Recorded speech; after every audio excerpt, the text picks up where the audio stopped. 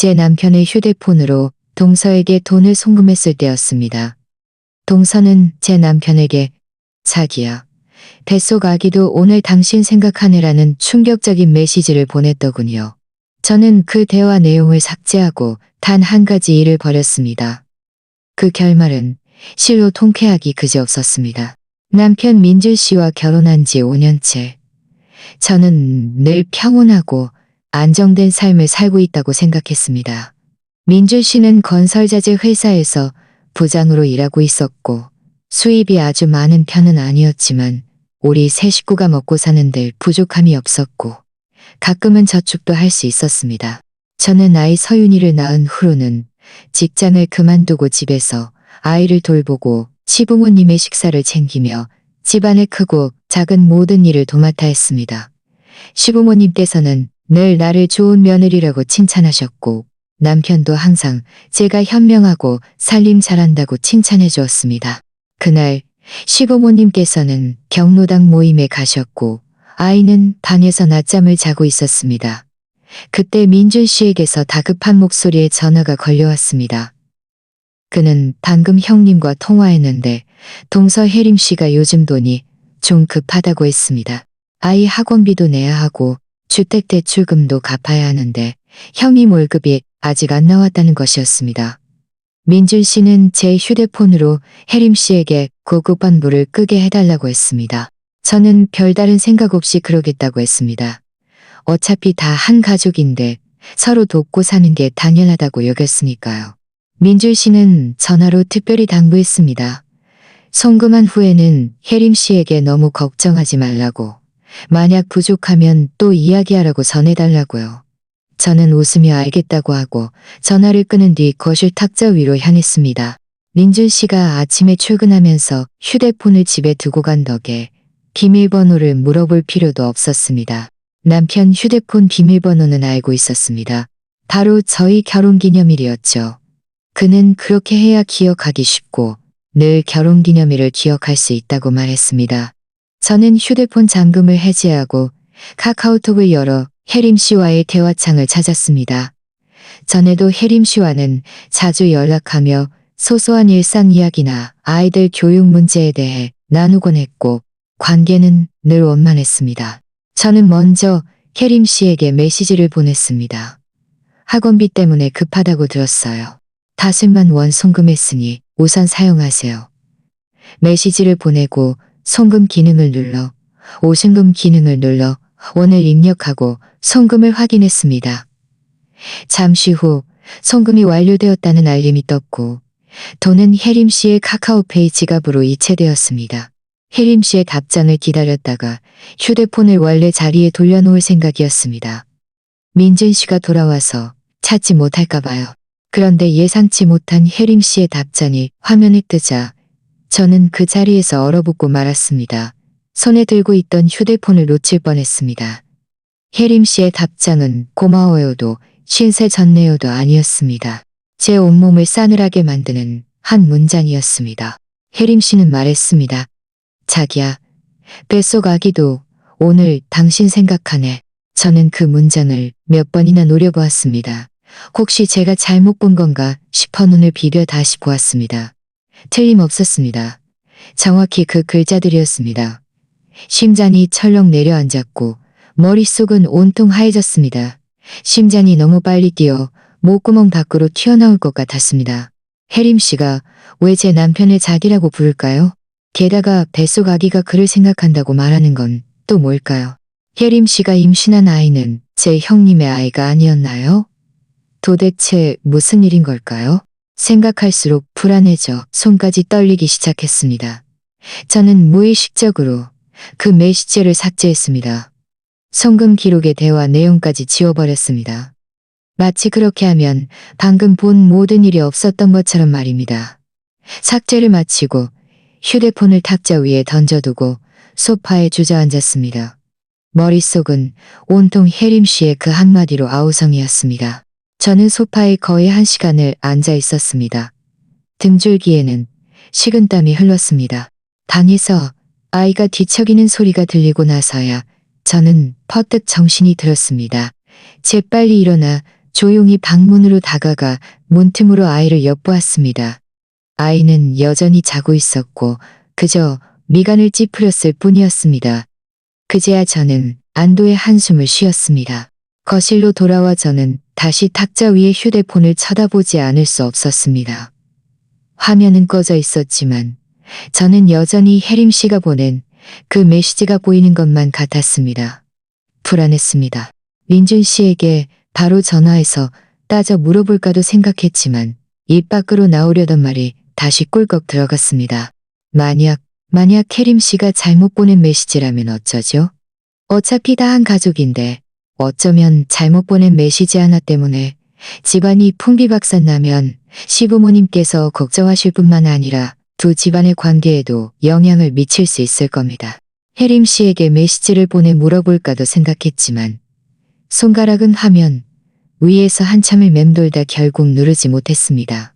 제가 원치 않은 답을 들을까봐 지난 5년간을 평온했던 나날이 그렇게 끝날까봐 두려웠습니다. 무엇보다 아이가 앞으로 온전하지 못한 가정에서 자라야 할까봐 더 무서웠습니다. 한참을 망설인 끝에 저는 일단 모르는 척하기로 결정했습니다. 민준 씨가 돌아와서 그의 반응을 먼저 보기로 했습니다.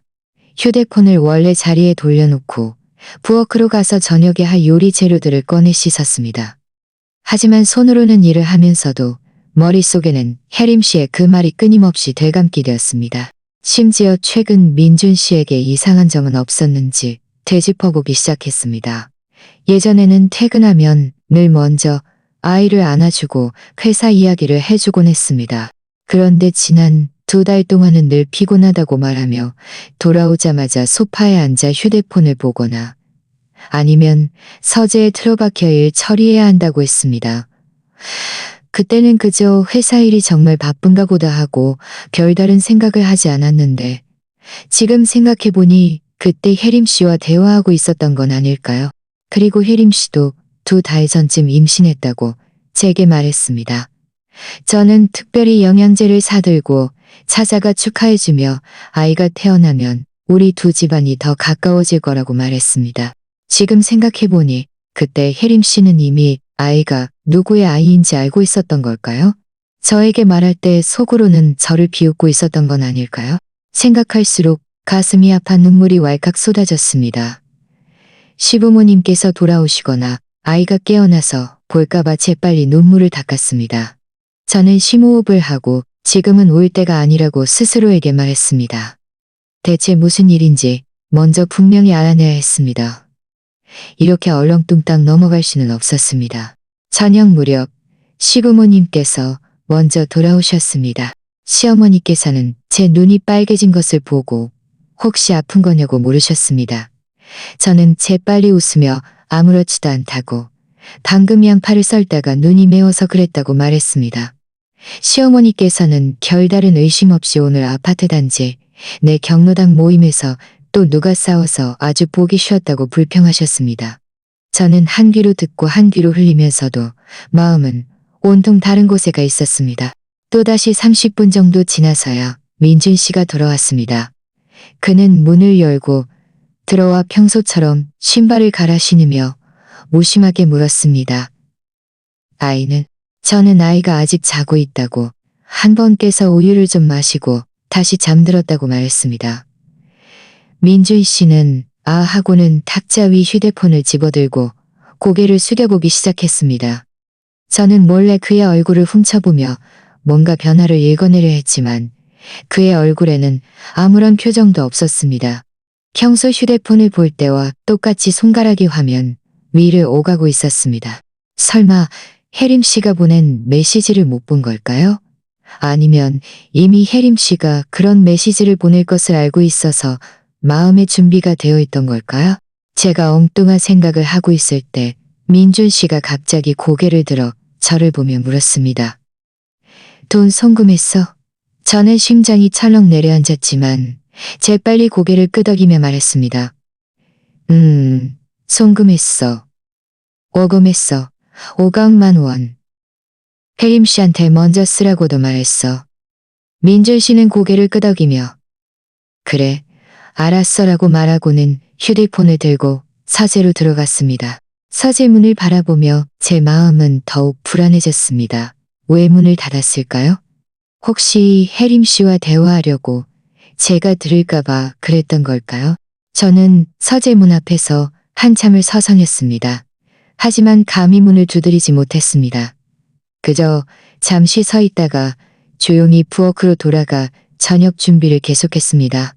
하지만 밥을 지으면서도 저는 도무지 식욕이 없었습니다. 저녁 식사 때 아이 서윤이가 드디어 잠에서 깨어났습니다. 저는 아이를 안고 식탁에 앉아 이유식을 먹였습니다. 시부모님은 맞은편에, 민줄 씨는 제 옆에 앉아 있었습니다. 그는 여전히 휴대폰을 손에 들고 이따금씩 고개를 숙여 화면을 보았습니다. 시어머니께서는 돼지갈비 한 조각을 제 밥그릇에 놓아주시며 말씀하셨습니다.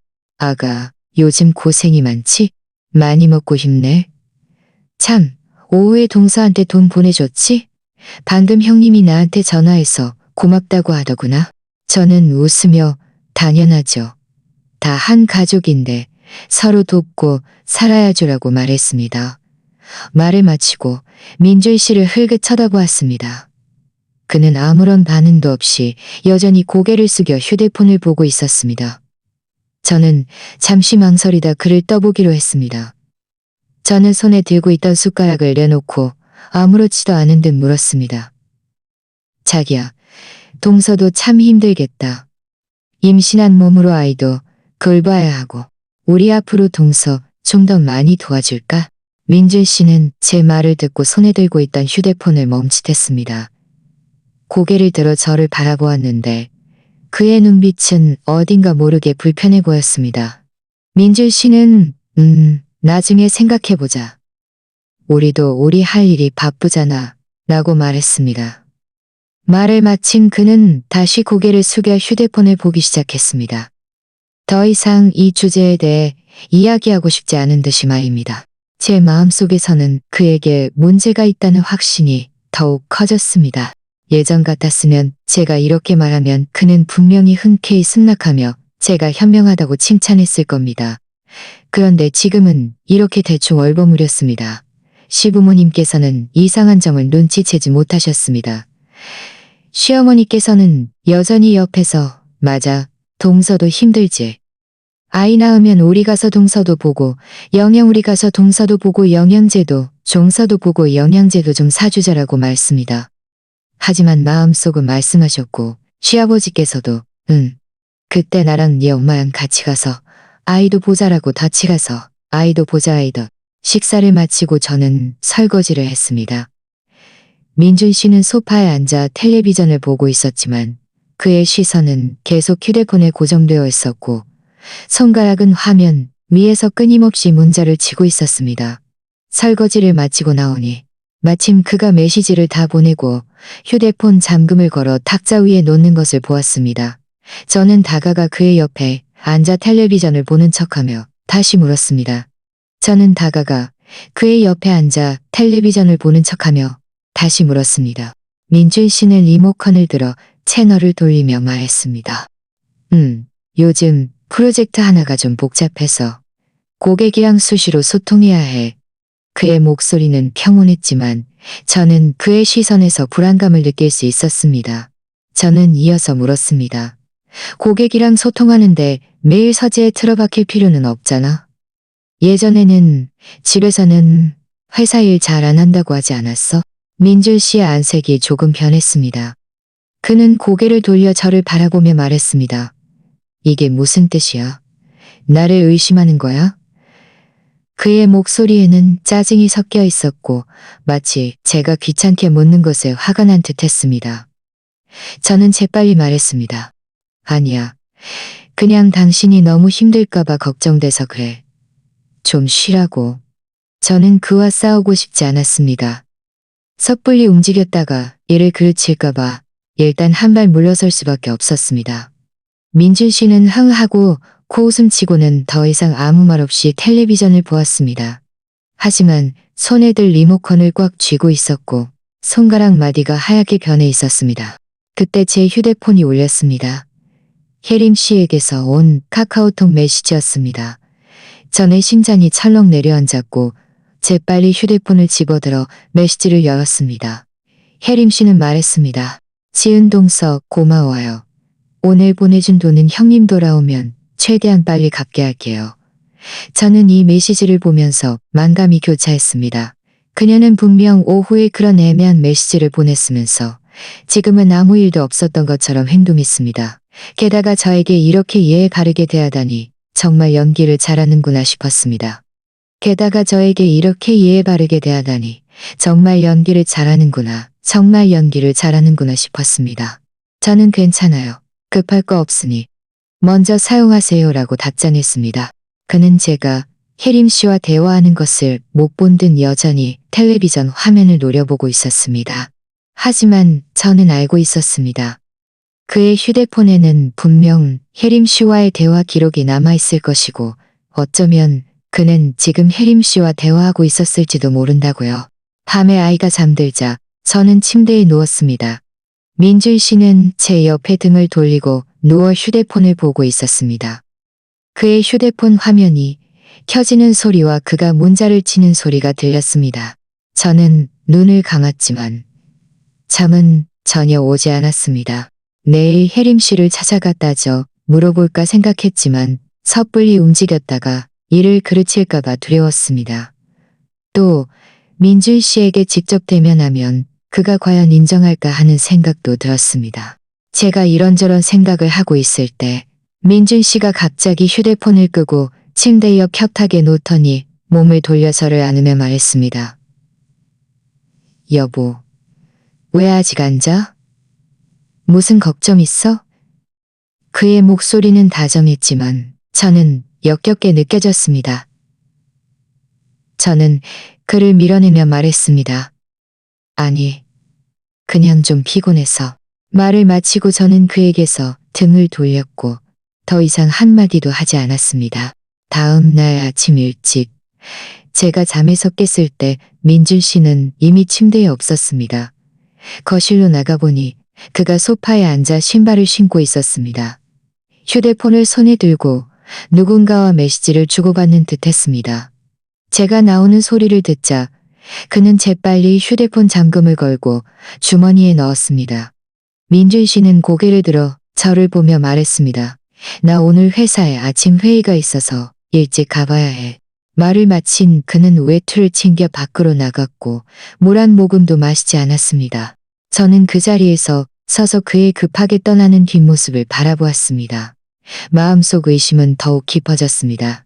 예전에는 아침 회의가 있어도 아이와 잠시 놀아주다 가곤 했는데 오늘은 이렇게 서두르다니 분명 문제가 있었습니다.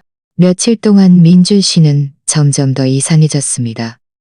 매일 밤늦게야 집에 돌아왔고 어떤 날은 새벽이 되어서야 돌아왔습니다. 몸에서는 낯선 향수 냄새가 풍겼습니다. 왜 이렇게 늦게 돌아오냐고 물으면 그는 늘 프로젝트가 바빠서 고객을 접대해야 한다고 말했습니다. 하지만 제가 그에게 전화할 때마다 그는 전화를 받지 않거나 아니면 몇 마디 급하게 말하고는 끊어버렸습니다. 더욱 의심스러웠던 것은 그가 휴대폰 비밀번호를 바꿨다는 것입니다.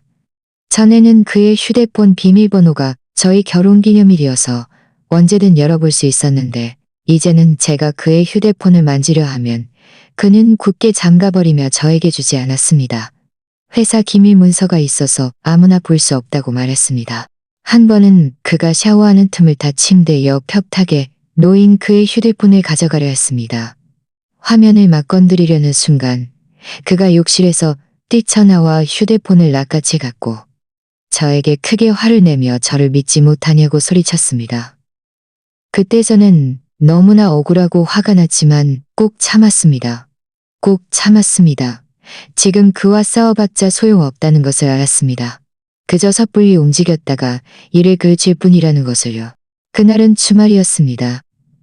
시부모님께서 아이를 데리고 공원에 가고 싶다고 하셨고 저에게도 같이 가자고 하셨습니다. 원래는 그러겠다고 하려다가 문득 민준 씨가 오늘 출근하지 않는 날인데도 아침 일찍 회사에 서류를 가지러 간다고 말했던 것이 떠올랐습니다. 저는 이것이 기회라고 생각했습니다.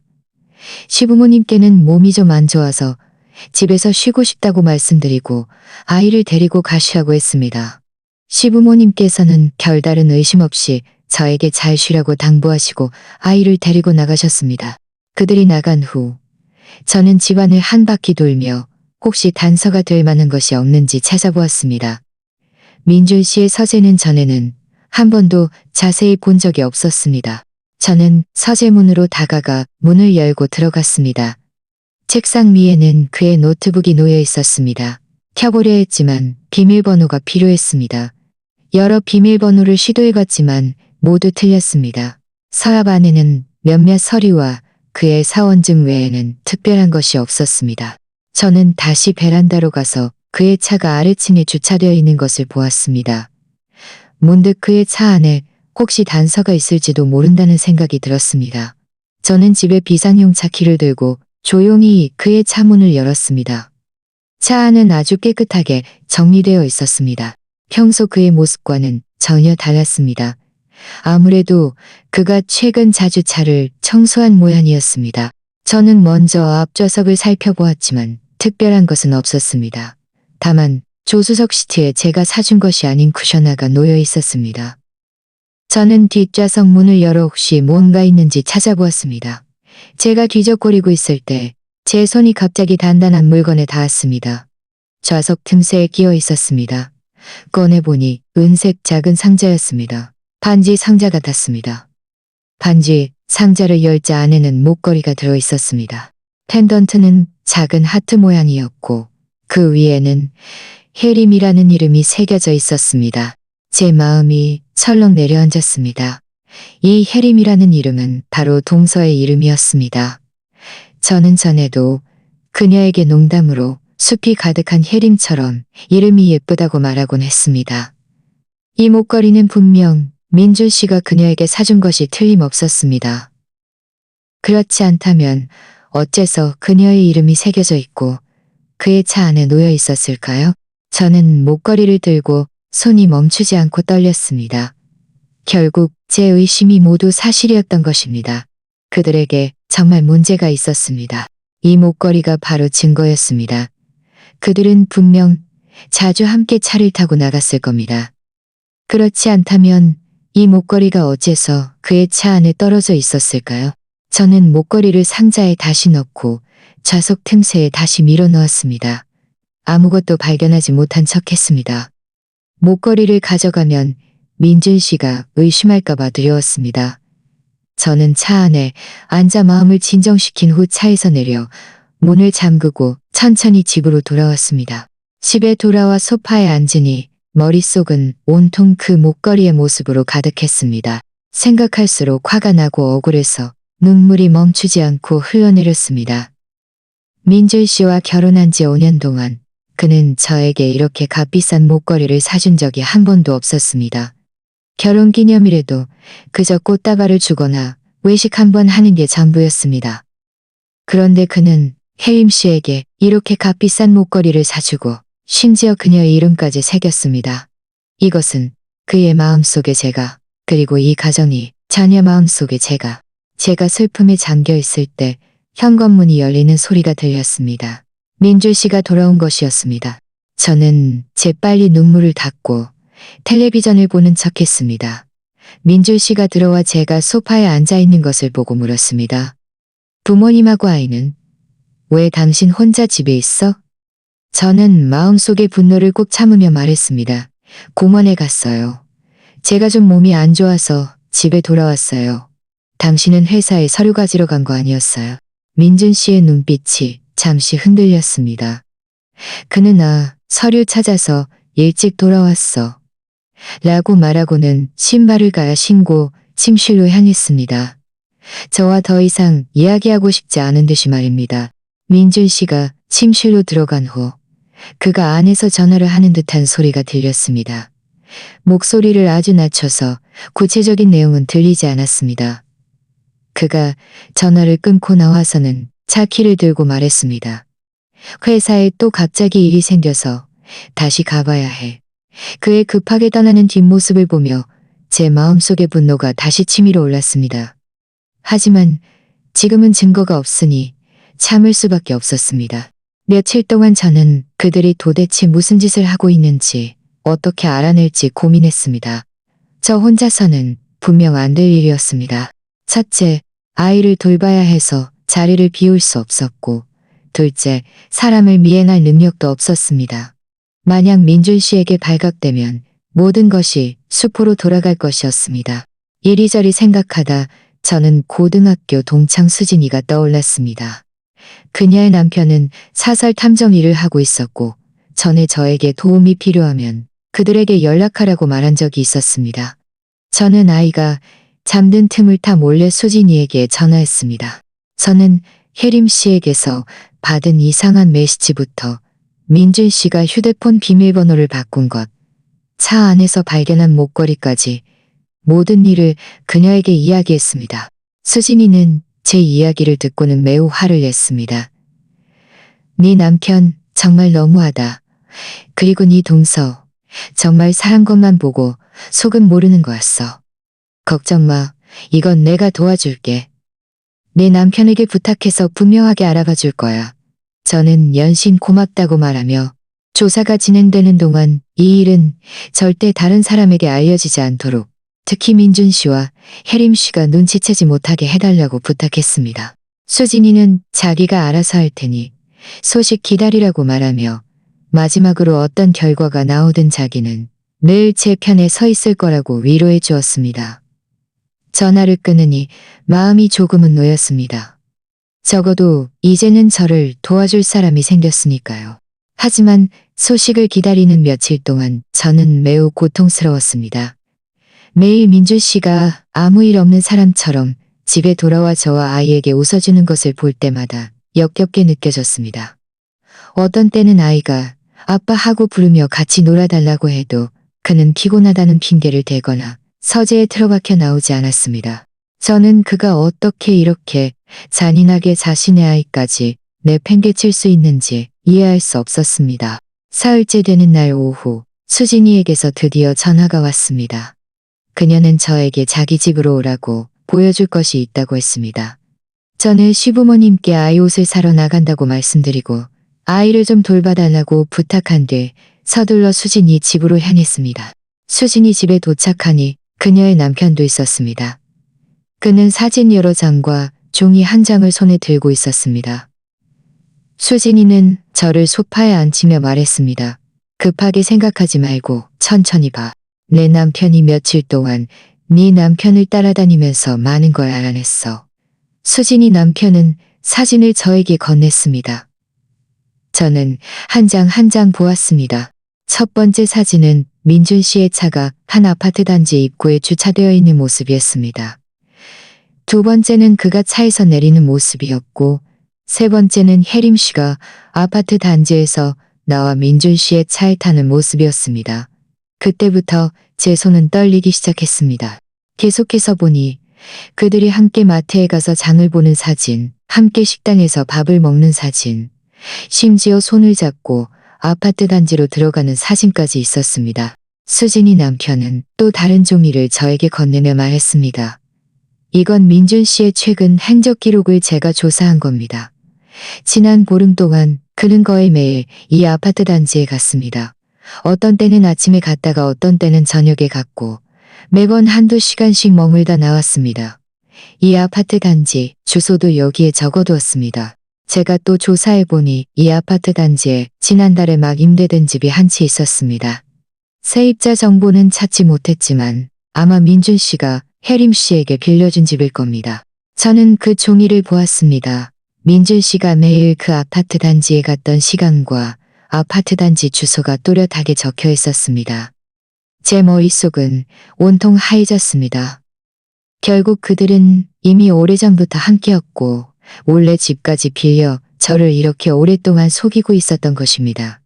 저는 그저 오해일 거라고 그들을 위해 변명까지 찾아주며 바보같이 믿고 있었습니다.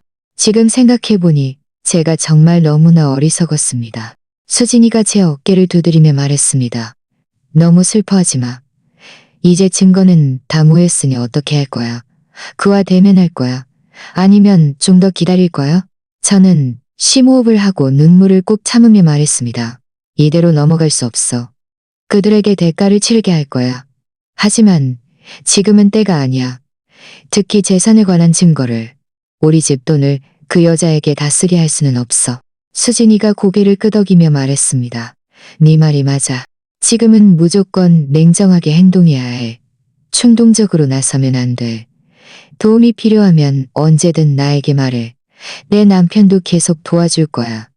저는 수진이와 그녀의 남편에게 고맙다고 말하고 사진과 그 종이를 들고 천천히 집으로 향했습니다. 길을 위에서 바람이 얼굴을 스쳤습니다. 그들에게 이렇게 당하고만 있을 수입니다. 하지만 제 마음만 있을 수는 없었습니다. 하지만 제 마음은 거스라는 것을 알았지만 저는 반드시 걸어가야 했지만 집에 돌아와 저는 사진과 그 종이를 옷장 가장 안쪽 상자에 숨겨두었습니다. 그리고는 아무 일 없는 사람처럼 부엌으로 가서 저녁 준비를 했습니다. 저녁에 민준 씨가 돌아왔을 때 저는 그를 보며 처음으로 예전의 억울함이나 슬픔을 느끼지 않았습니다. 오직 분노와 결심만이 남아 있었습니다. 저는 마음속으로 스스로에게 말했습니다. 반드시 버텨내야 해. 반드시 그들이 저지른 행동을 후회하게 만들어야 해. 수진이 남편에게서 받은 사진과 주소를 받은 후 저는 매일 어떻게 해야 더 많은 증거를 확보할 수 있을지 고심했습니다. 혜림 씨 뱃속 아이가 정말 민준 씨의 아이인지 알고 싶었습니다. 그들이 함께 아파트 단지를 드나들고 손을 잡고 식사하는 사진만으로는 부족하다는 것을 알았습니다. 이것들은 기껏해야 그들의 관계가 애매하다는 것만 증명할 뿐이었습니다. 그들이 완전히 발뺌할 수 없게 하려면 더욱 결정적인 증거를 확보해야만 했습니다. 이틀이 더 지났습니다. 그날 아침 민준 씨는 평소처럼 회사에 간다고 말했습니다. 그가 차를 타고 떠난 후 저는 재빨리 수진이에게 전화해서 그녀의 남편이 그 아파트 단지에서 그들이 빌린 집이 정확히 몇 호인지 알아봐 줄 수 있는지 물었습니다. 수진이는 남편에게 바로 알아보라고 할 테니 소식 기다리라고 말했습니다. 약 1시간 후 수진이에게서 전화가 왔습니다.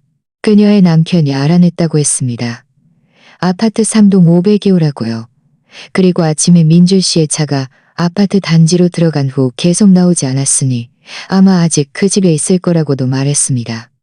전화를 끊으니 저는 긴장되고 흥분되었습니다. 이것이 제가 직접 진실을 확인해 볼 기회라는 것을 알았습니다. 저는 시부모님께 아이 옷을 몇 벌 사러 간다고 말씀드리고 아이를 좀 돌봐달라고 부탁한 뒤 수진이가 알려준 주소를 들고 택시를 타고 그 아파트 단지로 향했습니다. 택시에 앉아 있는 내내 제 심장은 멈추지 않고 뛰었습니다. 제가 보고 싶지 않은 장면을 볼까봐 두려우면서도 그들의 진짜 모습을 완전히 확인하고 싶다는 갈망이 있었습니다. 아파트 단지 입구에 도착하자 저는 심호흡을 하고 아파트 주민인 척하며 무사히 안으로 들어갔습니다. 수진이가 알려준 주소대로 저는 3동을 찾아갔고 엘리베이터를 타고 5층으로 올라갔습니다. 502호 문은 닫혀 있었습니다. 문 앞에 선이 안에서 말소리가 희미하게 들렸습니다. 남자의 목소리도 있었고 여자의 목소리도 있었습니다. 남자의 목소리는 제가 너무나 잘 아는 바로 제 남편의 목소리였습니다. 저는 가방에서 미리 준비해둔 휴대폰을 꺼내 녹음 기능을 켜고 문에 바싹대고 그들의 대화를 녹음하려 했습니다. 하지만 문방음이 너무 잘 되어 있어서 몇 마디만 끊겼다 이어졌다 들릴 뿐이었습니다. 저는 민준 씨가 아이가 태어나면 나는 그와 이혼할 거야. 그때는 우리가 당당하게 함께할 수 있어. 라고 말하는 것을 들었습니다. 그리고 혜림 씨가 웃으며 나 속이지 마. 나 속이지 마. 나 지금 당신이 나중에 발뺌하면 나는 어떡해? 라고 말하는 것을 들었습니다. 민준 씨는 걱정 마. 내가 어떻게 발뺌하겠어? 이건 내 아이인데 나는 반드시 너희 모자에게 책임질 거야 라고 말했습니다. 이 말을 듣는 순간 저는 더 이상 참을 수 없었습니다. 눈물이 순식간에 흘러내렸습니다. 결국 혜림 씨 뱃속 아이가 정말 민준 씨의 아이였던 것입니다. 그들은 제가 이혼하게 만들고 제 가정을 파괴할 계획을 이미 오래전부터 세우고 있었던 것입니다. 저는 분노를 꾹 참으며 문을 두드리지 않고 조용히 계단으로 물러났습니다. 그리고 수진이 남편에게 전화해서 빨리 와서 사진을 좀 찍어달라고 부탁했습니다. 약 30분 후 수진이 남편이 카메라를 들고 달려왔습니다. 그는 저에게 제가 이미 관리사무소와 이야기했습니다. 그들이 말하기에 이 집에는 남자와 여자가 자주 드나드는데 부부 같지 않고 연인 같다고 했습니다. 라고 말했습니다. 저는 고개를 끄덕이고 그들에게 지금 그들이 안에 있으니 그들이 나올 때 사진을 좀 찍어달라고 말했습니다. 수진이 남편은 숨을 곳을 찾아 숨었고 저는 계단에서 기다렸습니다. 또 1시간이 지났습니다. 드디어 502호 문이 열렸습니다. 민줄 씨가 먼저 나왔고 이어서 혜림 씨가 그의 팔짱을 끼고 나왔습니다. 얼굴에는 웃음꽃이 피어 있었습니다. 민줄 씨는 심지어 손을 뻗어 혜림 씨의 배를 쓰다듬으며 다정하게 말했습니다. 천천히 걸어. 우리 아이 힘들게 하지 말고. 바로 그때 수진이 남편이 카메라 셔터를 눌러 이 장면을 모두 찍었습니다. 그들의 다정한 모습을 보며 제 마음속의 분노는 더 이상 참을 수 없었습니다. 당장이라도 달려가 그들에게 따지고 싶었지만 지금은 때가 아니라는 것을 알았습니다. 일단 진정하고 증거를 잘 보관해야 했습니다. 민준 씨와 혜림 씨는 함께 엘리베이터를 타고 아래층으로 내려갔습니다. 저와 수진이 남편은 그들을 뒤따라 아파트 단지 입구까지 갔습니다. 그들이 함께 민준 씨의 차에 타고 차를 타고 떠나는 것을 보고 나서야 저는 안도의 한숨을 쉬었습니다. 수진이 남편은 방금 찍은 사진을 저에게 건넸습니다. 사진 속에는 민준 씨가 혜림 씨의 허리를 감싸고 있고 혜림 씨는 민준 씨의 어깨에 기대어 있었으며 두 사람은 환하게 웃고 있었습니다. 또 한 장은 민준 씨가 혜림 씨의 배를 쓰다듬는 사진이었습니다. 사진 한 장 한 장이 마치 칼날처럼 제 심장을 찔렀습니다. 저는 사진을 들고 수진이 남편에게 고맙다고 말한 뒤 택시를 타고 집으로 돌아왔습니다. 택시에 앉아 창밖을 바라보니 제 마음속에는 예전의 억울함이나 슬픔은 사라지고 차가운 분노와 굳건한 결심만이 남아 있었습니다. 저는 더 이상 참을 수 없다는 것을 알았습니다. 최대한 빨리 계획을 세워 더 많은 증거를 모으고 그들이 저지른 행동에 대한 대가를 치르게 해야 했습니다. 집에 돌아와 저는 사진과 녹음 파일을 모두 잘 보관했습니다. 그리고는 아무 일 없는 사람처럼 시부모님께 아이 옷을 잘 샀다고 말씀드리고 아이와 잠시 놀아주었습니다. 저녁에 민준 씨가 돌아왔을 때 그는 평소처럼 저에게 오늘 어디 갔었는지 왜 이렇게 늦게 돌아왔는지 물었습니다. 저는 그의 위선적인 미소를 보며 속으로 비웃었습니다. 아이 옷 사러 갔어요. 여러 가게를 돌아다니느라 늦었어요. 민준 씨는 고개를 끄덕이고 더 이상 묻지 않고 서재로 갔습니다. 밤에 아이가 깊이 잠든 후 저는 거실 소파에 앉아 모든 증거를 탁자 위에 펼쳐 놓았습니다. 수진이 남편이 찍은 사진, 제가 녹음한 희미한 대화, 그리고 이전에 민준 씨 차에서 발견했던 목걸이에 대한 기억까지. 저는 사진을 한 장 한 장 한 장 넘겨보았습니다. 볼 때마다 마음속의 분노가 더 커졌지만 저는 스스로를 강하게 다스려 냉정함을 유지했습니다. 지금 화를 내는 것은 소용없었습니다. 앞으로 어떻게 해야 할지 잘 생각해야 했습니다. 저는 그들의 외도 증거만으로는 부족하다고 생각했습니다. 만약 민준 씨가 나중에 재산을 빼돌리면 저와 아이의 앞으로의 삶은 어떻게 될까요? 저희가 결혼한 지 5년 동안 집안의 예금, 집 차는 대부분 결혼 후 공동재산이었지만 민준 씨가 집안의 주된 수입원이었습니다. 그는 분명 돈을 숨기는 방법을 알고 있을 겁니다. 저는 반드시 집안의 재산 상황을 분명히 알아내야 했고 그래야 이혼할 때 그를 빈털터리로 만들 수 있을 테니까요. 다음 날 아침 일찍 저는 민준 씨가 씻으러 간 틈을 타 몰래 그의 지갑을 가져왔습니다. 안에는 신분증, 은행 카드 외에도 제가 본 적 없는 신용카드 몇 장이 있었습니다. 저는 은행 카드 번호를 모두 적어두고 다시 지갑을 원래 자리에 돌려놓았습니다. 아무것도 하지 않은 척하면서요. 민준 씨가 회사에 간 후 저는 집에 통장과 등기권리증을 들고 꼼꼼하게 정보를 확인했습니다. 집은 결혼 후 공동 명의로 구매되어 저희 두 사람 이름으로 되어 있었습니다. 통장에는 1억 5천만 원의 예금이 있었는데 이것은 저희가 지난 몇 년간 함께 모은 돈이었습니다. 차는 민준 씨가 결혼 전에 구매했지만 결혼 후 계속 저희가 함께 사용했으니 공동 재산으로 볼 수 있었습니다. 하지만 저는 뭔가 이상하다고 생각했습니다. 민준 씨가 부장으로 일한 지 이렇게 오래되었는데 월급과 보너스를 합쳐도 예금이 이렇게 적을 리가 없었습니다. 저는 그가 분명 비자금을 가지고 있거나 어쩌면 혜림 씨에게 돈을 송금했을지도 모른다고 의심했습니다. 이전에 그가 저에게 혜림 씨에게 건명만 원을 송금하라고 한 것은 빙산의 일각일 뿐 그는 분명 사적으로 혜림 씨에게 더 많은 돈을 주었을 겁니다. 저는 먼저 은행 카드부터 조사하기로 했습니다. 저는 적어둔 은행 카드 번호를 들고 은행에 다니는 친구에게 전화해서 이 카드들의 거래 내역을 조회해달라고 부탁했습니다.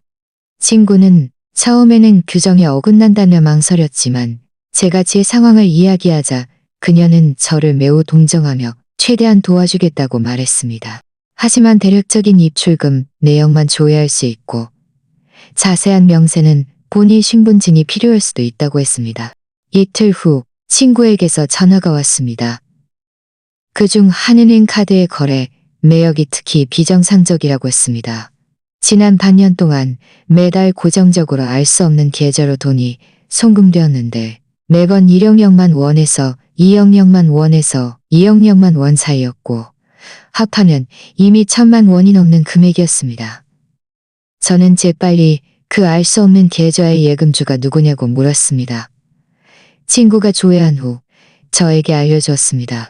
이 소식을 듣고 저는 너무 화가 나서 손까지 떨렸습니다.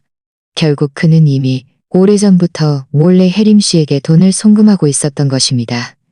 이 1,000만 원이 넘는 돈은 저희의 공동 재산인데 그는 저와 상의도 없이 다른 여자에게 그것도 제 동서에게 사적으로 송금했던 것입니다.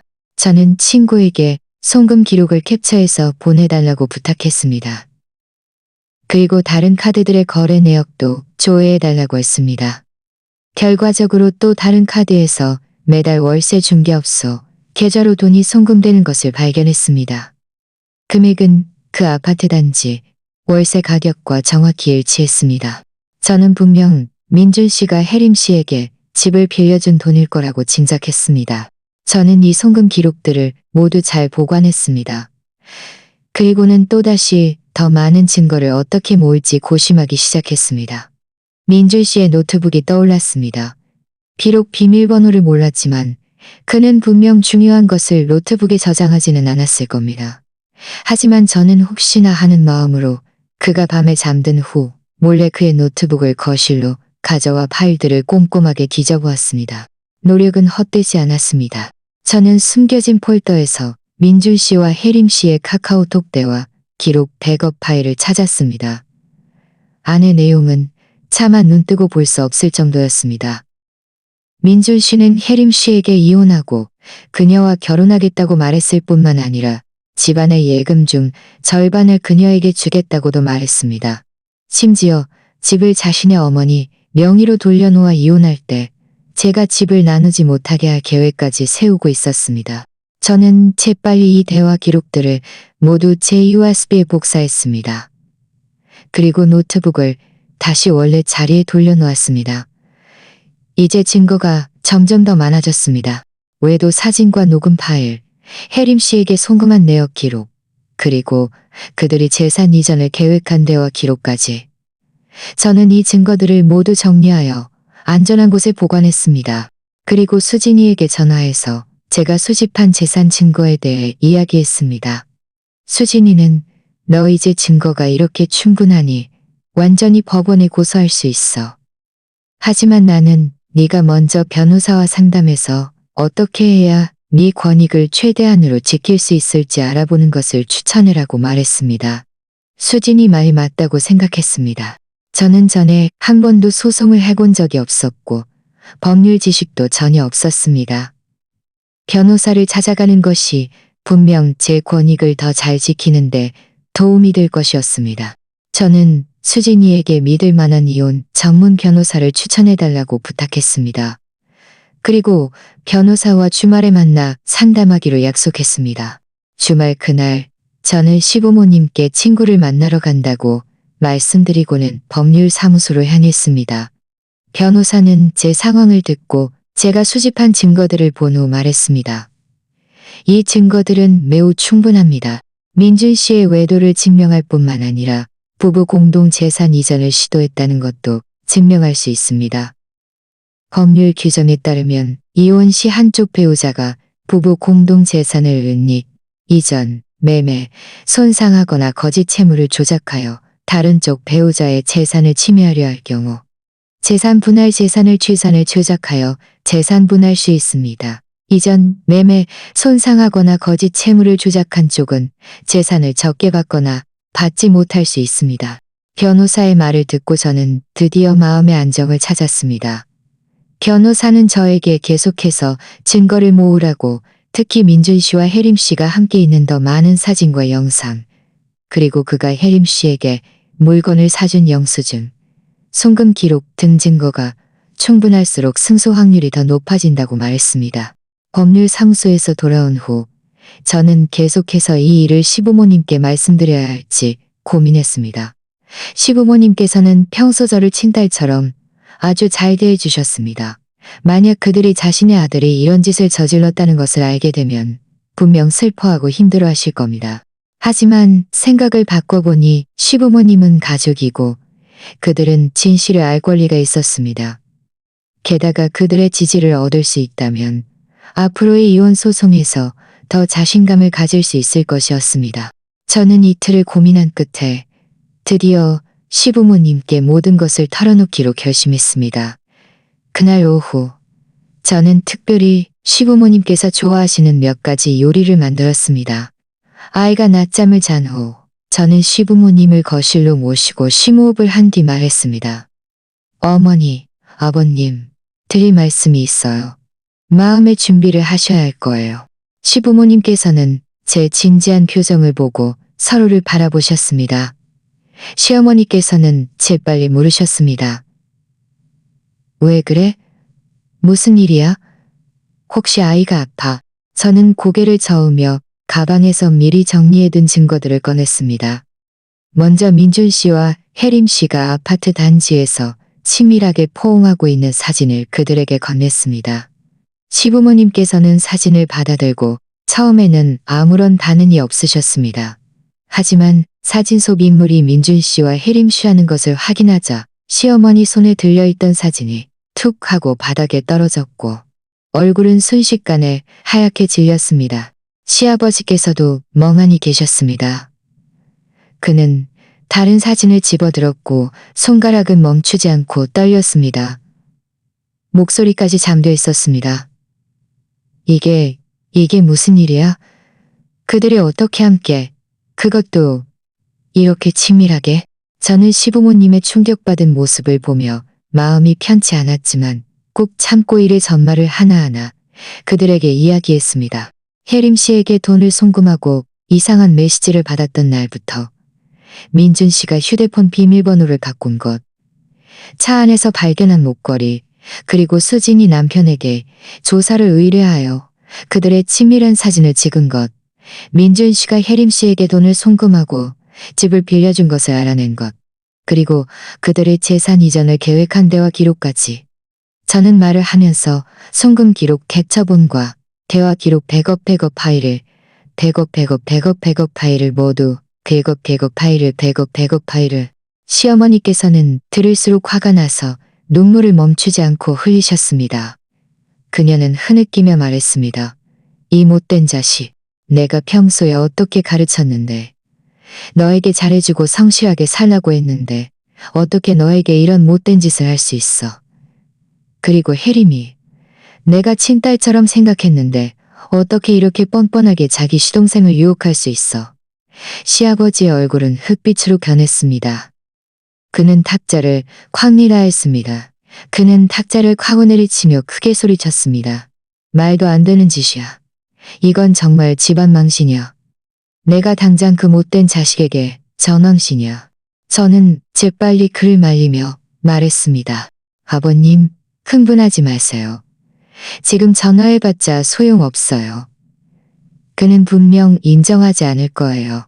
저는 이미 변호사와 상담했어요. 변호사는 제가 가진 증거들이 매우 충분해서 완전히 이혼 소송을 제기하여 그를 빈털터리로 만들 수 있다고 했어요. 오늘 제가 어머님, 아버님께 이 일을 말씀드린 것은 그저 진실을 알려드리고 싶었고 또 어머님, 아버님의 생각을 여쭤보고 싶어서였어요.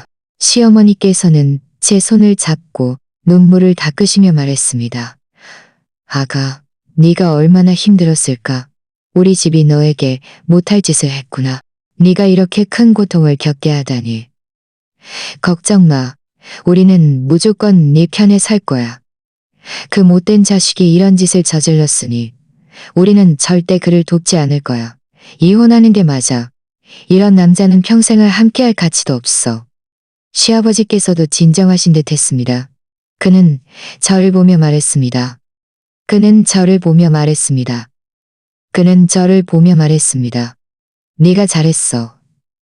그들을 이렇게 쉽게 넘어가게 해서는 안 돼. 걱정 마. 시부모님의 굳건한 눈빛을 보며 저는 너무나 감동했습니다. 눈물이 멈추지 않고 흘러내렸습니다. 저는 원래 시부모님께서 자신의 아들을 감쌀까봐 걱정했지만 이렇게 현명하게 판단하시고 저를 지지해 주실 줄은 몰랐습니다. 그들의 지지를 얻으니 저는 이 소송에서 이길 자신이 더욱 생겼습니다. 시어머니께서는 또 말씀하셨습니다. 앞으로 너와 아이는 계속 우리와 함께 살아. 우리가 아이도 돌봐줄 테니 너는 안심하고 일하고 새로운 삶을 시작해. 그 못된 자식은 우리 앞으로 다시는 신경 쓰지 않을 거야. 저는 고개를 끄덕이며 말했습니다. 고마워요, 어머님, 아버님. 두 분이 계시니 저는 두렵지 않아요. 바로 그때 아이가 잠에서 깼습니다. 저는 재빨리 눈물을 닦고 방으로 가서 아이를 안고 나왔습니다. 아이는 시부모님을 보고 작은 손을 뻗어 안아달라고 했습니다. 시어머니께서는 아이를 받아 안고 아이의 뺨에 뽀뽀하며 말씀하셨습니다. 우리 예쁜 손녀, 할머니가 앞으로 너를 지켜줄 거야.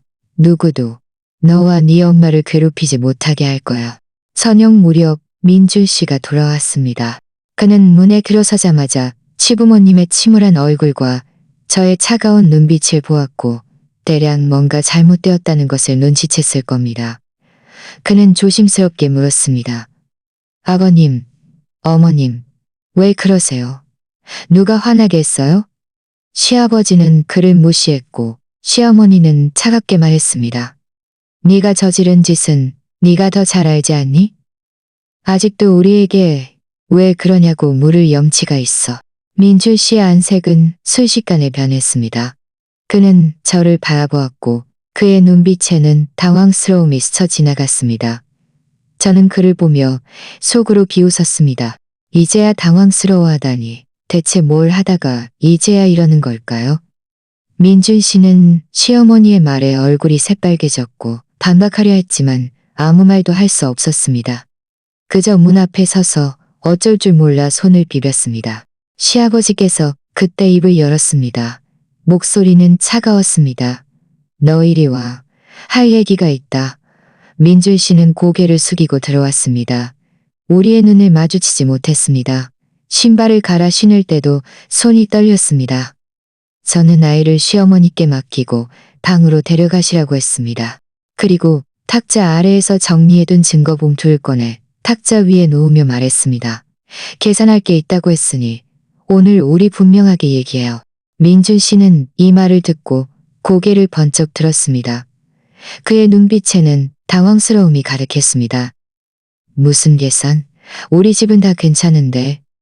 뭘 계산할 게 있어? 괜찮다고?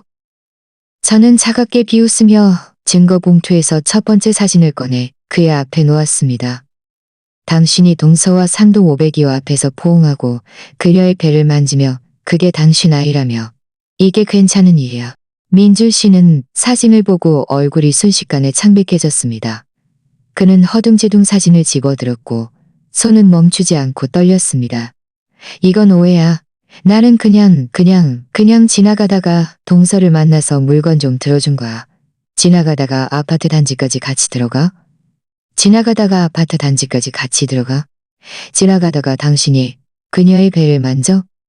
저는 그들이 함께 마트와 식당에 간 사진, 그리고 수진이 남편이 찍은 그들이 손을 잡은 사진들을 몇 장 더 거는 사진들을 몇 장 사진들을 도대체 몇 번이나 지나간 거야? 민주 씨는 탁자 위의 사진들을 보며 입술을 달싹였지만 아무 말도 제대로 할 수 없었습니다. 그때 문벨이 울렸습니다. 저는 혜림 씨가 온 것을 알았습니다. 제가 아침에 그녀에게 집에 급한 일이 생겼으니 와달라고 메시지를 보냈던 것입니다.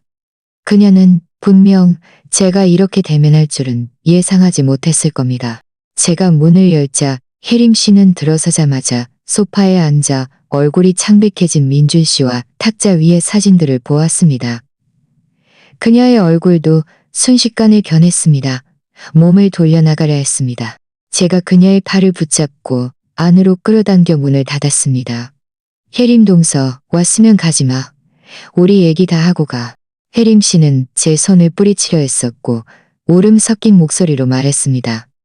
지은 동서, 나 급한 일이 있어서 먼저 가봐야 해.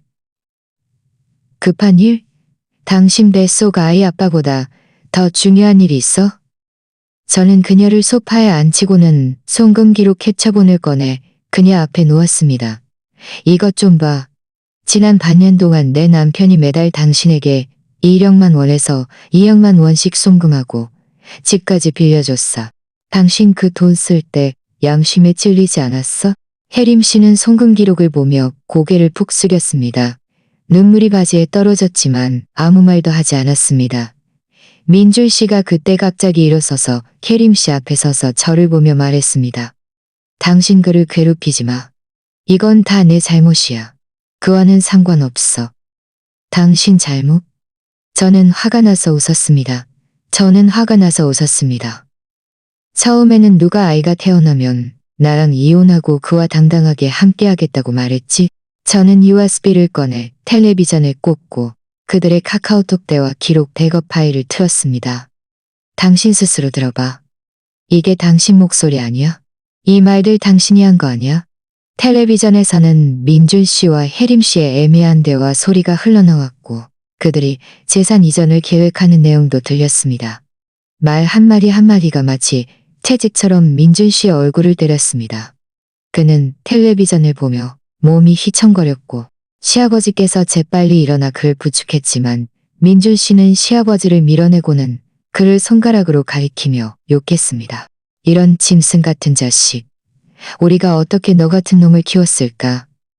네가 누구에게 미안하지 않은 거야. 네 아내에게, 네 아이에게 미안하지 않은 거야. 시어머니께서도 방에서 아이를 안고 나오셨습니다. 그녀는 혜림 씨를 보며 또 눈물을 흘렸습니다. 혜림아, 내가 평소에 너에게 못할 짓을 했니?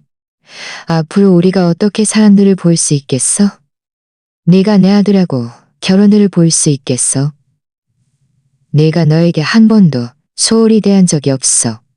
혜림 씨는 시어머니의 말을 듣고 드디어 참지 못하고 울음을 터뜨렸습니다. 제가 잘못했어요. 정말 잘못했어요. 저를 용서해 주세요. 저를 용서해 달라고? 당신이 이런 짓을 할 때 오늘 같은 날이 올 거라고는 생각 안 했어? 저는 그들 둘을 보았습니다. 마음속에는 예전의 분노는 사라지고 차가운 평정심만이 남아 있었습니다. 저는 이미 변호사를 선임했어요. 이틀 안에 이혼 소송을 제기할 거예요. 법률 규정에 따르면 당신은 부부 공동 재산을 빼돌리고 외도까지 했으니 이혼할 때 빈털터리로 나가야 할 거예요. 그리고 동서, 당신이 우리 집 돈을 쓴 것은 한 푼도 남김없이 돌려받을 거예요. 또 당신이 내 가정을 파괴한 것에 대해서도 이렇게 넘어가지 않을 거예요. 민줄 씨와 혜림 씨는 이 말을 듣고 모두 얼어붙었습니다. 그들은 아마 제가 이렇게 단호하게 나올 줄은 그리고 이렇게 충분한 증거를 준비했을 줄은 예상하지 못했을 겁니다. 민준 씨는 저를 보며 애원하는 눈빛으로 말했습니다. 여보, 내가 잘못했어. 한 번만 더 기회를 줄 수 없어? 앞으로 다시는 그와 연락하지 않을게. 당신과 성실하게 살고 당신과 아이를 잘 돌볼게. 저는 그의 위선적인 얼굴을 보며 역겨움만 느꼈습니다. 기회? 나는 당신에게 수없이 많은 기회를 줬어. 당신 스스로 소중히 여기지 않은 거야. 당신이 휴대폰 비밀번호를 바꿨을 때부터, 당신이 밤늦게 돌아와 몸에서 낯선 향수 냄새를 풍길 때부터, 당신이 그에게 목걸이를 사줬을 때부터 당신은 이미 우리 결혼을 포기했고 이 가정을 포기한 거야. 이 가정을 포기한 거야. 저는 말을 마치고 증거 봉투를 탁자 위에 내려놓고 그들 둘을 보았습니다. 오늘은 여기까지. 앞으로는 변호사가 당신들에게 연락할 거예요. 가세요. 앞으로 다시는 저와 아이 앞에 나타나지 마세요. 민준 씨는 또 무슨 말을 하려 했지만 시아버지께서 매섭게 노려보자 혜림 씨를 부축하고는 비참하게 떠났습니다. 그들이 문 밖으로 사라지는 뒷모습을 보며 저는 길게 한숨을 쉬었습니다. 마음속에 이렇게 오랫동안 짓눌려 있던 돌덩이가 드디어 내려앉는 순간이었습니다. 시부모님께서는 제 곁으로 다가오셨습니다. 시어머니께서는 제 손을 잡고 말했습니다. 아가, 네가 얼마나 힘들었을까. 앞으로는 우리가 있으니 아무도 너를 괴롭히지 못할 거야. 저는 고개를 끄덕이고 품에 안겨 잠든 아이를 바라보았습니다. 마음속으로 다짐했습니다. 앞으로 반드시 아이를 잘 돌보고 성실하게 살아가야겠다고. 다시는 그 누구도 우리 모자를 상처 입히게 하지 않겠다고요. 민준 씨와 혜림 씨가 떠난 후 집은 드디어 조용해졌습니다. 시부모님께서는 탁자 위의 증거들을 제가 정리하는 것을 도와주셨습니다. 시어머니께서는 정리하면서 한숨을 쉬셨습니다. 정말 죄를 지었구나. 멀쩡하던 두 가정을 이렇게 망쳐놓다니. 시아버지께서는 옆에 앉아 담배를 피우셨고 얼굴은 여전히 좋지 않은 채 한참 동안 아무 말도 하지 않으셨습니다. 저는 방으로 가서 아이를 보았습니다. 아이는 아주 편안하게 자고 있었고 볼은 발그레했습니다.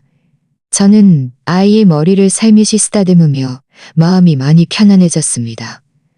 아이만 있다면 저는 버텨낼 용기가 충분했습니다. 그날 밤 제가 아이와 함께 휴대폰을 가지고 놀고 있을 때 갑자기 휴대폰이 울렸습니다. 민준 씨에게서 온 전화였습니다. 저는 잠시 망설이다가 전화를 받았습니다. 그가 또 무슨 말을 할지 들어보고 싶었습니다. 전화가 연결되자 민준 씨의 목소리는 울먹였습니다. 여보, 내가 잘못했어. 한 번만 더 기회를 줄 수 없어? 나는 이미 혜림이와 관계를 끊었어. 다시는 그와 연락하지 않을게. 우리 잘 지낼 수 있지? 저는 차갑게 비웃었습니다. 끊었다고? 내가 아직도 당신 말을 믿을 거라고 생각해? 처음에 당신이 그와 재산을 빼돌리고 나를 빈털터리로 만들 계획을 세울 때 오늘 같은 날이 올 거라고는 생각 안 했어? 이제 와서 끊었다는 말은 너무 늦었어. 민준 씨는 계속해서 애원했습니다. 내가 다 그에게 속은 거야. 그가 나를 유혹한 거야. 내가 한순간 바보 같아서 잘못을 저지른 거야. 여보, 아이를 생각해서라도 한 번만 더 용서해줘. 아이는 아빠가 없으면 안 돼. 아이가 아빠가 없으면 안 된다고? 하지만 외도하고 거짓말하며 재산을 빼돌리려 한 아빠는 있을 수 없어. 저는 단호한 목소리로 말했습니다. 나는 이미 결정했어. 내일 바로 변호사와 함께 소송 절차를 밟을 거야. 더 이상 나에게 이런 쓸데없는 말은 하지 마. 말을 마치고 저는 전화를 끊었고 그의 번호를 차단했습니다. 그가 하는 말은 모두 거짓이라는 것을 알았습니다. 그는 결코 혜림 씨에게 유혹당한 것이 아니라 두 사람이 함께 가정을 배신한 것이었습니다. 이제 와서 궁지에 몰리자 아이를 핑계 삼으려는 것이었습니다. 저는 다시는 속지 않을 것입니다. 다음 날 아침 일찍 제가 막 씻고 나왔을 때 문을 두드리는 소리가 들렸습니다. 변호사가 온 줄 알고 재빨리 문을 열었는데 문 앞에는 혜림 씨가 서 있었습니다. 그녀는 넉넉한 치마를 입고 있었는데 배가 이미 조금 불러 있었고 눈은 빨갛게 충혈되어 매우 초췌해 보였습니다. 그녀는 저를 보자마자 무릎을 꿇고 울면서 말했습니다. 지은동서, 제발 부탁이에요. 그를 고소하지도 말고 이혼하지도 말아줘요. 내가 잘못했어요. 앞으로 다시는 그와 왕래하지 않을 거예요. 아이는 제가 낳아서 저 혼자 키울 테니 당신들 삶을 방해하지 않을게요. 제발 우리 한 번만 용서해 주세요. 저는 재빨리 그녀를 일으키며 미간을 찌푸리고 말했습니다. 혜림 동서, 일단 일어나서 말해. 이렇게 무릎 꿇고 있는 게 뭐야?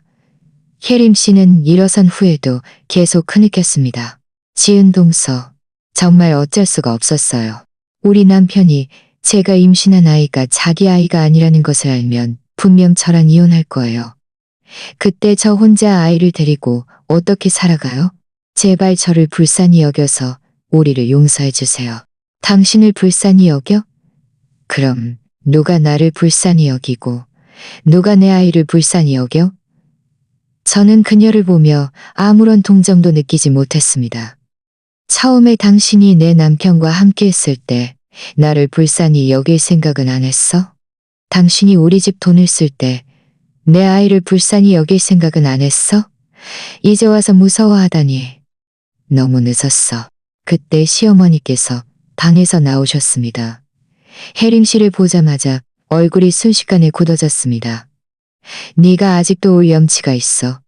우리 집은 너를 환영하지 않아. 당장 가. 혜림 씨는 시어머니를 보고 더 크게 울었습니다. 어머님, 제발 저 좀 도와서 지은 동서에게 말 좀 해주세요. 그를 고소하지 말라고요. 제가 정말 잘못했어요. 네가 어떻게 우리 집에 이런 못할 짓을 하지 마. 나는 그 소리 들을 자격 없어. 시어머니께서 화가 나서 시어머니께서 아직도 우리에게 용서를 구할 염치가 있어? 당장 가. 안 가면 경찰에 신고할 거야. 혜림 씨는 저희의 단호한 태도를 보고 애원해도 소용없다는 것을 알았습니다. 그녀는 천천히 일어섰고 눈빛에는 원망이 스쳐 지나갔습니다. 당신들 후회할 거예요. 나는 이대로 넘어가지 않을 거예요. 말을 마치고 그녀는 몸을 돌려 떠났습니다. 그녀가 떠나는 뒷모습을 보며 제 마음은 전혀 두렵지 않았습니다. 그녀는 이제 완전히 궁지에 몰렸으니 어떤 꼼수를 부려도 소용없을 것이었습니다. 점심 무렵 변호사에게서 전화가 왔습니다. 이미 소송 서류를 다 준비했으니 오후에 와서 서명하라고 했습니다. 저는 시부모님께 말씀드리고 법률사무소로 갔습니다. 서명을 마친 후 변호사는 저에게 말했습니다. 걱정하지 마세요. 증거가 이렇게 충분하니 법원은 분명 당신의 요구를 지지할 겁니다. 민질 씨를 빈털터리로 만들고 정신적 피해 보상도 받게 할 겁니다. 혜림 씨가 쓴 돈도 법률적인 방법으로 돌려받을 겁니다. 법률사무소에서 나오니 마음속에 큰 돌덩이가 드디어 내려앉는 느낌이었습니다. 이제 법원의 개정 날짜를 기다리는 일만 남았다는 것을 알았습니다. 비록 과정이 좀 길고 힘들 수도 있겠지만 저는 정의가 반드시 제 편에 설 것이라고 믿었습니다. 저녁에 집에 돌아와 저는 소송 진행 상황을 시부모님께 말씀드렸습니다. 시부모님 모두 저를 매우 지지해 주셨습니다. 시어머니께서는 제가 좋아하는 돼지갈비찜까지 해주셨습니다. 아가, 요즘 고생이 많았지? 많이 먹고 몸보시네. 앞으로 무슨 일이 생기든 우리가 너와 함께 이겨낼 거야. 저는 시부모님의 자애로운 눈빛을 보며 너무나 감동했습니다. 비록 배신을 당했지만 저에게는 저를 사랑하는 시부모님과 그것으로 충분했습니다. 저는 제가 끈기 있게 버텨낸다면 반드시 저와 아이에게 속한 행복한 삶을 맞이할 것이라고 믿었습니다. 그리고 악행을 저지른 사람들도 반드시 합당한 벌을 받을 것이라고요. 소송 서류를 제출한 후 다음 보름 동안 저는 아이를 돌보면서 변호사와 협력하여 재판에 필요한 각종 자료를 준비했습니다. 변호사는 제가 수집한 사진, 녹음 파일, 송금 기록, 카카오톡 대화 기록, 백업 파일을 모두 완벽한 증거 자료로 정리했습니다. 그리고 여러분을 인쇄의 재판시 판사와 배심원에게 제출해야 한다고 말했습니다. 이 기간 동안 민준 씨는 저를 몇 번 찾아왔고 심지어 친척들을 동원해 저에게 소송을 취하하라고 설득했습니다. 소송을 취하하면 집안의 예금을 모두 저에게 주고 집 명의도 제 이름으로 추가해 주겠다고 말했습니다. 저는 생각할 필요도 없이 거절했습니다. 제가 원하는 것은 돈이 아니었습니다. 정이었습니다. 정이었습니다. 정이었습니다. 그가 자신의 배신에 대한 대가를 치르게 하는 것이었습니다. 혜림 씨는 다시 저를 찾아오지 않았습니다. 하지만 수진이에게서 들은 바로는 그녀의 남편이 그녀가 임신한 아이가 자신의 아이가 아니라는 것을 알게 되어 그녀와 크게 싸웠고 회사 기숙사로 옮겨가 살고 있다고 했습니다. 이제 그녀는 혼자 그 월세방에서 살고 있으며 삶이 매우 힘들어졌다고 했습니다. 저는 그 말을 듣고 전혀 동정심을 느끼지 못했습니다. 이 모든 것은 그녀 스스로 헤쳐나가야만 했습니다. 드디어 재판날이 되었습니다. 그날 아침 시부모님께서는 특별히 저와 함께 법원에 가주셨습니다. 시어머니께서는 제 손을 잡고 말씀하셨습니다. 긴장하지 마. 우리가 있고 변호사가 도와줄 테니 분명 이길 거야. 저는 고개를 끄덕이고 심호흡을 한 뒤 변호사를 따라 법정으로 들어갔습니다. 법정은 매우 조용했습니다. 판사는 위에 앉아 있었고 표정은 매우 엄숙했습니다. 민준 씨와 혜림 씨는 맞은편에 앉아 있었습니다. 민준 씨는 고개를 숙이고 저를 쳐다보지 못했고 혜림 씨는 끊임없이 휴지로 눈물을 닦으며 매우 불쌍한 척했습니다. 저는 그녀가 판사의 동정을 사려 한다는 것을 알았지만 제 손에는 이렇게 많은 증거가 있었으니 그녀가 아무리 연기해도 소용없을 것이었습니다. 재판이 시작된 후 변호사가 먼저 사건의 경과를 진술했고 준비해둔 증거들을 하나하나 판사에게 제출했습니다. 판사는 증거들을 검토한 후 민준 씨와 혜림 씨에게 변론을 지시했습니다. 민준 씨가 일어서서 아주 작은 목소리로 말했습니다. 판사님, 제가 혜림이와 부적절한 관계를 맺은 것은 인정합니다. 하지만 재산을 빼돌리려 한 생각은 없었습니다. 그 돈들은 모두 혜림이가 저에게 강요해서 송금한 것입니다. 저도 피해자입니다. 그가 말을 마치자 변호사가 반박했습니다.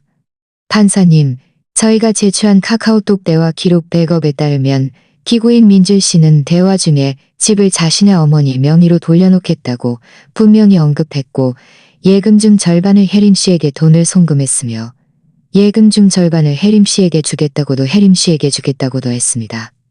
이는 그가 재산을 빼돌리려 한 의도를 충분히 증명합니다. 판사님께서 명확히 판단해 주시길 바랍니다. 판사는 고개를 끄덕이고 다시 혜림 씨를 보며 말하라고 했습니다. 혜림 씨가 일어서서 울면서 말했습니다. 판사님, 저는 그들의 가정을 파괴할 의도가 없었습니다.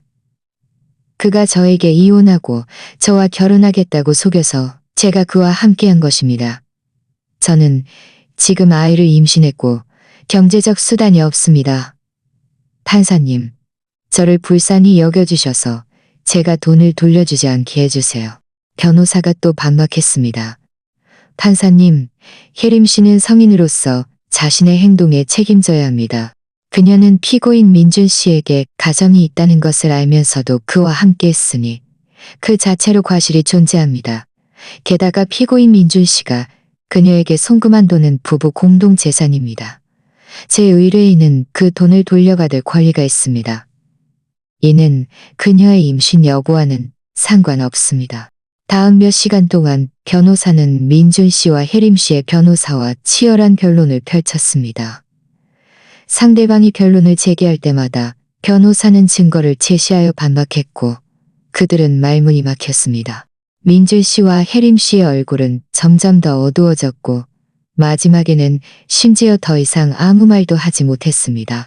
휴정 시간에 민준 씨가 제 앞으로 다가왔습니다. 그의 눈빛에는 절망감이 스쳐 지나갔습니다.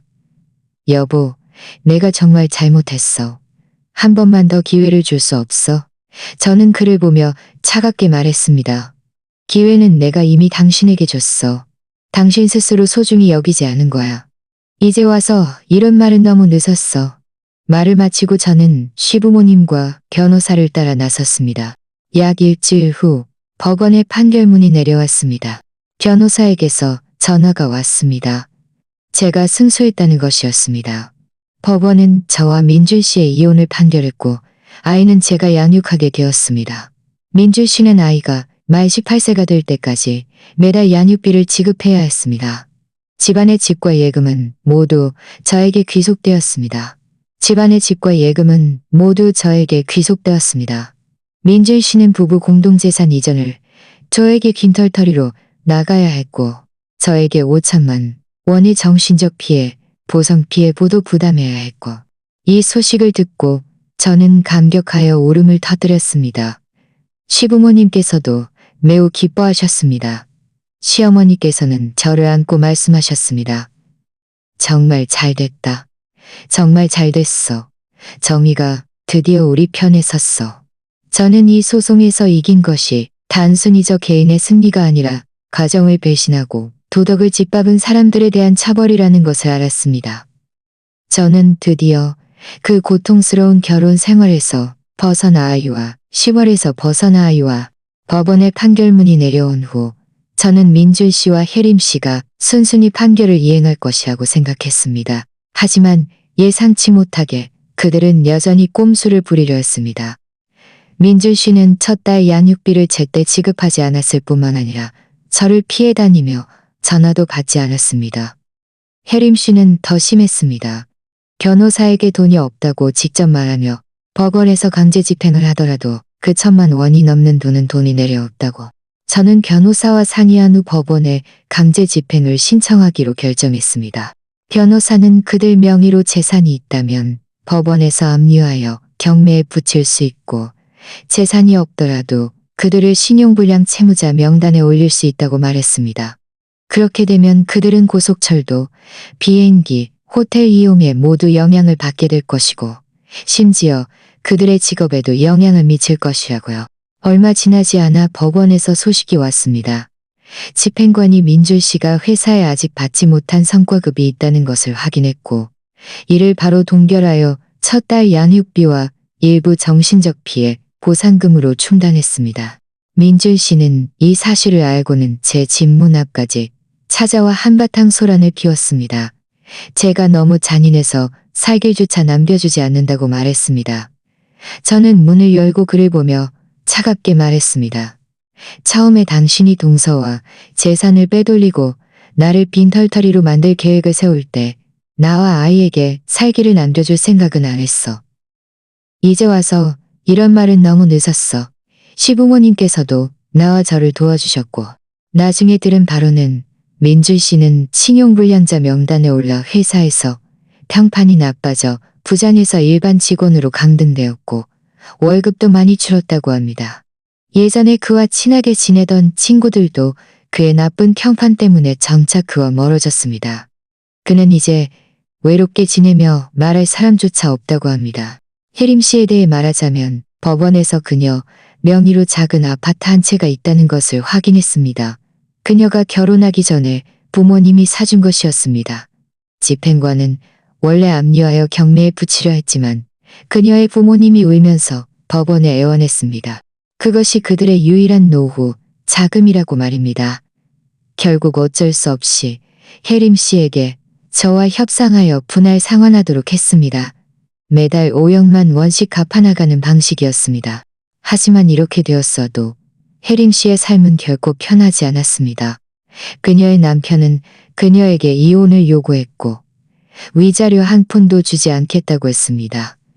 심지어 그녀 뱃속의 아이조차 인정하려 하지 않았습니다. 그녀는 친정으로 돌아가 살 수밖에 없었지만 그녀의 부모님도 그녀가 집안 망신을 시켰다고 생각하여 그녀를 냉대했습니다. 예전에 그녀와 친하게 지내던 이웃과 친구들도 그녀가 저지른 추한 일을 알고는 모두 그녀와 왕래하려 하지 않았습니다. 그녀가 어디를 가든 사람들이 뒤에서 손가락질했습니다. 한 번은 제가 마트에 물건을 사러 갔다가 마침 혜림 씨를 만났습니다. 그녀는 낡은 옷을 입고 있었고 얼굴은 누렇게 떠서 매우 초췌해 보였습니다. 예전에 화려하게 차려입던 그녀와는 완전히 다른 사람이었습니다. 그녀는 저를 보자마자 고개를 숙여 저를 피하려 했습니다. 저는 그녀를 무시하고 쇼핑카트를 밀고 지나갔습니다. 저는 그녀의 오늘 같은 처지가 모두 그녀 스스로 자초한 일이라는 것을 알았습니다. 누구도 탓할 수 없었습니다. 이 모든 일들을 해결한 후 저는 드디어 안심하고 제 삶을 살아갈 수 있게 되었습니다. 시부모님께서는 아이를 돌봐주셨고 저는 집에서 가까운 회계지기를 찾았습니다. 비록 월급이 아주 많지는 않았지만 저와 아이의 일상생활비로는 충분했습니다. 매일 퇴근하고 집에 돌아오면 아이가 제 품에 안겨 엄마 하고 부르고 시부모님께서 차려주신 따뜻한 밥과 반찬을 보면 마음이 너무나 따뜻해졌습니다. 주말에는 아이와 시부모님을 모시고 공원에 가거나 교회로 나들이를 갔습니다. 아이는 점점 더 밝아지고 점점 더 철이 들었습니다. 어떤 때는 제가 집안일을 하는 것을 도와주며 엄마 고생했어요. 제가 앞으로 말 잘 듣고 엄마를 지켜줄게요 라고 말하기도 했습니다. 아이가 이런 말을 할 때마다 저는 너무나 흐뭇했습니다. 모든 고생이 다 보상받는 기분이었습니다. 수진이도 자주 저를 찾아와 저와 이야기를 나누고 조언을 해주었습니다. 그녀는 제가 요즘 상태가 점점 더 좋아지고 예전보다 더 활기차 보인다고 말했습니다. 저는 웃으며 말했습니다. 예전에는 늘 남에게 의지하려고만 했는데 이제야 여자는 스스로의 힘으로 살아야 더 든든하고 자유롭게 살 수 있다는 것을 깨달았어. 지금의 저는 더 이상 가정만 생각하던 전업주부가 아니었습니다. 저에게는 저의 직업이 있고 저의 삶이 있으며 저를 사랑하는 가족과 친구들이 있습니다. 저는 앞으로의 날들에도 도전이 있을 것이라는 것을 알지만 저는 이미 모든 것을 마주할 용기와 자신감을 얻었습니다. 그리고 저를 상처 입혔던 사람들도 모두 합당한 벌을 받았습니다. 민준 씨는 사회적으로 매장당하여 삶이 엉망진창이 되었고 혜림 씨는 모두에게 외면당하여 사람들의 손가락질 속에서 힘겹게 살아가고 있습니다. 이것이 아마 사람들이 말하는 권선징악, 인과응보일 것입니다. 우리가 본심을 지키고 부끄러운 짓을 하지 않는다면 반드시 자신에게 속한 행복을 맞이할 수 있을 것입니다. 앞으로의 삶 속에서 저는 아이와 함께 성실하게 살고 열심히 일하며 시부모님께 효도하여 우리 작은 가정을 더욱 따뜻하고 행복하게 만들 것입니다. 저는 또한 마음속에 빛이 있고 발 아래 길이 있다면 반드시 자신만의 멋진 삶을 살아갈 수 있을 것이라고 믿습니다.